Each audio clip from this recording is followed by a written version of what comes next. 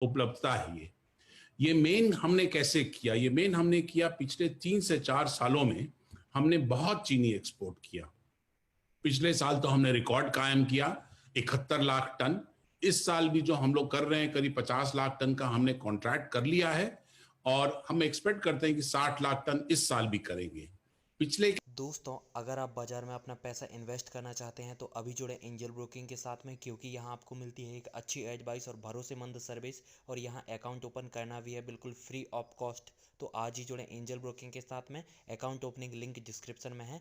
आज ही अपना account open कराएं। वर्मा साहब हमारे साथ जुड़ रहे हैं और अब चर्चा आपको होती हुई दिखेगी किस तरीके से पिछले जो हमारे सामने शुगर ईयर है जो आपको चलता हुआ दिखता है, अक्टूबर से 15 फरवरी तक आपने यहाँ पर प्रोडक्शन को बढ़ते हुए देखा है और ख़ासा बदलाव हम लोग लॉन्ग टर्म में आते हुए देख रहे हैं फिलहाल शुगर स्पेस में।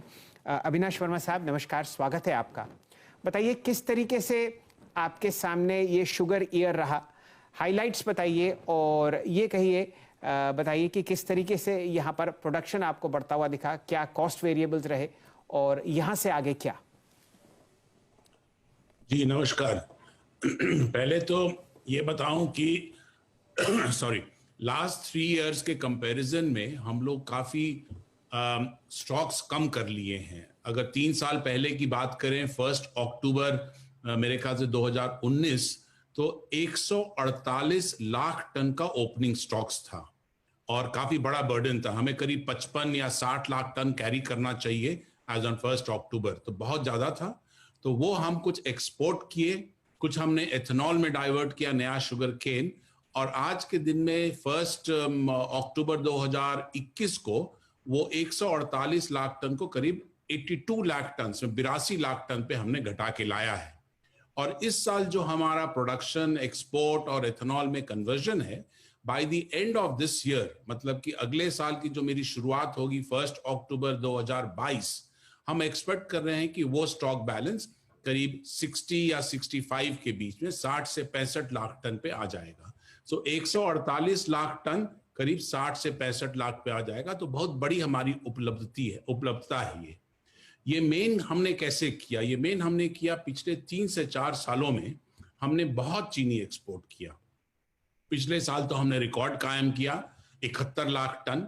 इस साल भी जो हम लोग कर रहे हैं करीब 50 लाख टन का हमने कॉन्ट्रैक्ट कर लिया है और हम एक्सपेक्ट करते हैं कि 60 लाख टन इस साल भी करेंगे। पिछले साल भी करीब 60 लाख टन किया था और उसके पहले 38 लाख टन किया।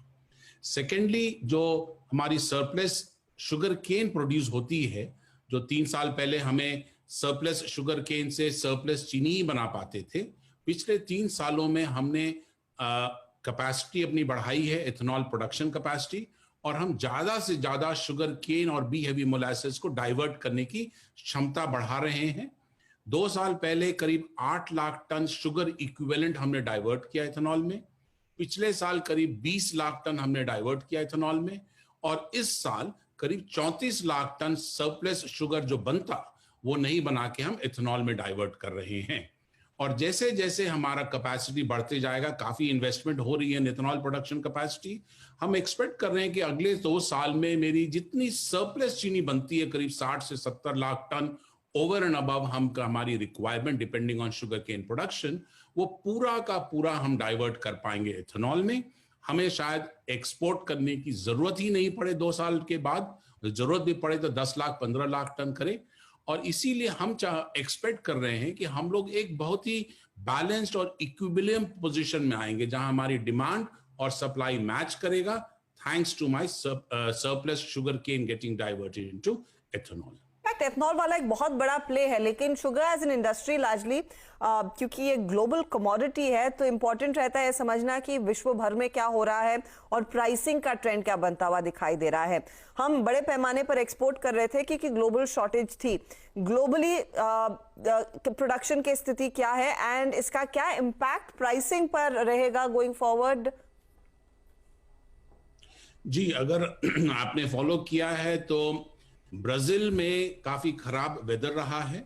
पिछले साल जो उनकी सीजन थी, मई से लेके उनकी सीजन स्टार्ट होती है 2021 में, उनका प्रोडक्शन बहुत गिरा। जनरली वो लोग 34, 35, 36 मिलियन टन चीनी बनाते हैं, that fell to about 31 million tons.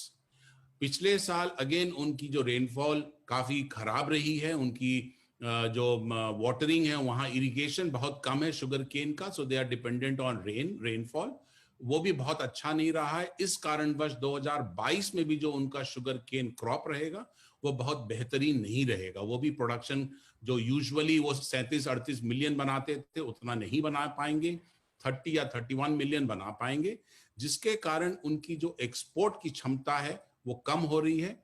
इस साल वर्ल्ड में शुगर प्रोडक्शन और शुगर कंजम्पशन में शुगर कंजम्पशन ज्यादा है। इसका ये मतलब है कि there is a deficit in the international market, और पूरी दुनिया अभी उनकी नजर इंडिया पे है। वो चाहते हैं इंडिया को एक्सपोर्ट करे ज्यादा से ज्यादा चीनी, और इसीलिए हम आशा कर रहे हैं, इसीलिए हमने देखा कि पहले 4 महीने में ही हमने करीब 50 लाख टन का एक्सपोर्ट कॉन्ट्रैक्ट साइन कर लिया है। कि प्राइसेस पर कितना रिफ्लेक्ट हो रहा है, क्योंकि डिमांड निरंतर बढ़ रही है ग्लोबल मार्केट से, इसका कितना फायदा भारत में चीनी प्रोड्यूसर्स के हाथ लगेगा?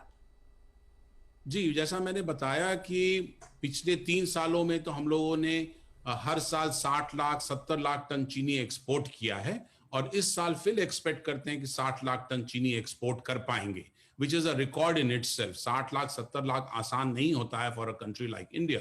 तो इस साल, और उस 60 लाख टन के अगेंस्ट 50 लाख टन का हमने कॉन्ट्रैक्ट साइन कर लिया, और एंड ऑफ फरवरी तक हम 40 लाख टन एक्सपोर्ट कर लेंगे। सिर्फ 4 महीने 5 महीने इस सीजन में 40 लाख टन का एक्सपोर्ट करना हमने पहले, एटलीस्ट मेरे 15 साल के करियर में इन द इंडस्ट्री मैंने नहीं देखा है। तो बहुत बड़ी उपलब्धता है, thanks to the deficit in the world market. Price भी बहुत अच्छा मिला है, और शुरू में सीजन के शुरू में जिन्होंने एक्सपोर्ट किया है उन्हें इवन 32 रुपीज मिलगेट पे मिला, 33 रुपीज मिलगेट पे मिला है पर किलो ऑफ शुगर।